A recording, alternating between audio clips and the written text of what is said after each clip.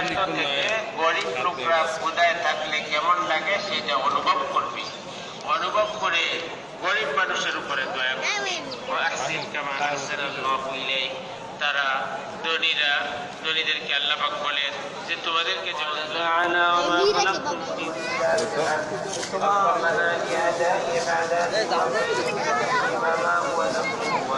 يا معشر المسلمين إلى رب الكريم يمن بالخير ثم يشيب عليه الجميع فقد أمرتم بقيام الليل تحسيزة بالمعاصي واتباع الشهوات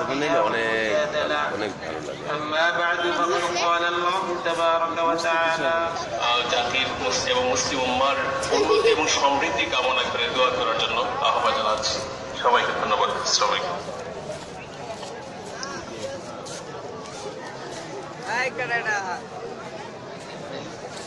কেমন আছো?